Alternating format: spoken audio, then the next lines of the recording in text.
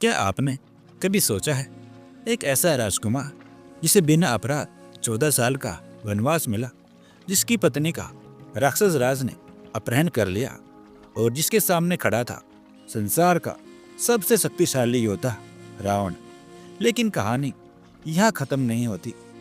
असल सवाल तो ये है, जिसे राज सिंहासन मिलना था, वो जंगल का यात्री कैसे बना, और वही वनवासी रावण का अंत कैसे बना। आइए इस रहस्य को शुरुआत से समझते हैं। नमस्कार, मैं हूं अमी और आप देख रहे हैं अयोध्या टेल्स। आइए कहानी शुरू करते हैं। अयोध्या, जहां सब कुछ परफेक्ट था। अयोध्या धर्म, समृद्धि और शांति की नगरी। राजा दशरथ के 4 पुत्र राम, भरत, लक्ष्मण और शत्रुघ्न।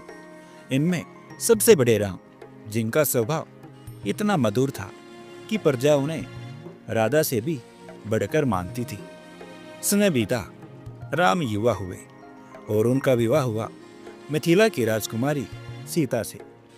अयोध्या में उत्सव था, खुशियां थी और लग रहा था कि अब सब कुछ हमेशा ऐसा ही रहेगा। लेकिन नियति को कहानी में मोड़ लाना था। राजा दशरथ ने निर्णय लिया, कल राम का राज्याभिषेक होगा। पूरी अयोध्या दीपों से जगमगा उठी, पर उसी महल के एक कक्ष में मंत्रा नाम की दासी कैकेयी के मन में शक का बीज बो रही थी। धीरे धीरे उसने कैकेयी को यकीन दिला दिया कि अगर राम राजा बने तो भरत हमेशा पीछे रह जाएंगे, और बस ममता पर महत्वाकांक्षा हावी हो गई। कैकेयी ने दशरथ से 2 वरदान मांगे। पहला, भरत का राज्याभिषेक और दूसरा, राम का 14 वर्ष का वनवास।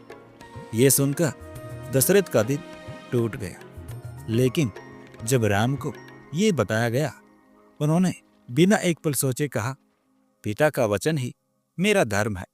और यहीं से शुरू हुई राजकुमार की तपस्या। राम ने राजसी वस्त्र उतार दिए। सीता ने दृढ़ स्वर में कहा, जहां पति वहीं पत्नी। लक्ष्मण बोले, जहां प्रभु वहीं सेवक। तीनों वन की ओर चल पड़े। जंगल में उन्होंने ऋषियों की रक्षा की, राक्षसों का वध किया और हर परिस्थिति में धर्म का पालन किया। सब कुछ शांत था, पर नियति अगली परीक्षा तैयार कर रही थी।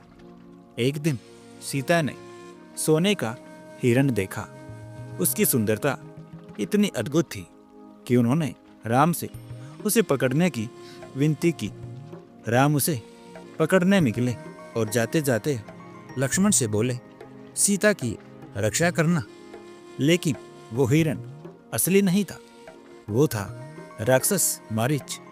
जब राम का बाण लगा तो मरते मरते उसने राम की आवाज में पुकारा और कहा, लक्ष्मण मुझे बचाओ। सीता घबरा गई और लक्ष्मण को भेज दिया।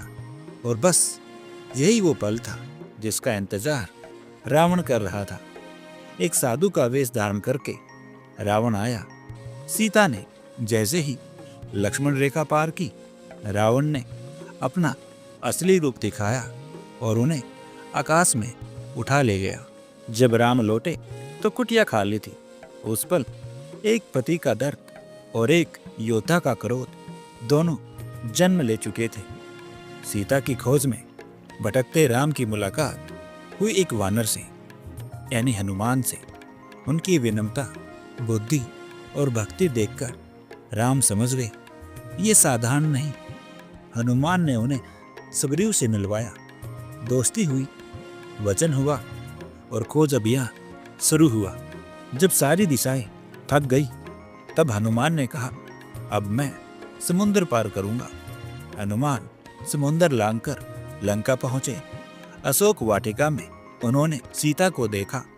राम की अंगूठी देकर उन्होंने संदेश दिया, प्रभु आ रहे हैं। रावण ने क्रोधित होकर उनकी पूंछ में आग लगवा दी, पर वही आग लंका के विनाश की शुरुआत बन गई। जब राम लंका पहुंचे, सामने विशाल समुद्र था। राम ने समुद्र देव से रास्ता मांगा, और फिर वानर सेना ने पत्थरों से पुल बनाना शुरू किया और पत्थर डूबे नहीं, तैरते गए। लंका में युद्ध छिड़ गया। मेघनाद गिरा, कुंभकर्ण गिरा, राक्षस सेना टूटती गई। अंत में सामने आया रावण। उसकी शक्ति अपार थी, पर राम का धैर्य उससे भी विशाल। एक दिव्य बाण चला और रावण धराशायी हो गया।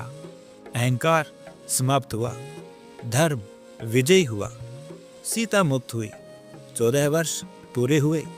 जब राम अयोध्या लौटे तो पूरी नगरी दीपों से जगमगा उठी और उसी दिन से हर साल दिवाली मनाए जाने लगी।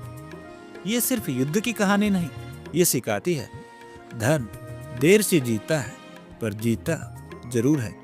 और जो इंसान सत्य के साथ खड़ा रहता है उसे कोई रावण हरा नहीं सकता। अगर आपको ये कथा पसंद आई तो वीडियो को लाइक करें, शेयर करें और हमारे इस चैनल को सब्सक्राइब जरूर करें। जय श्री राम।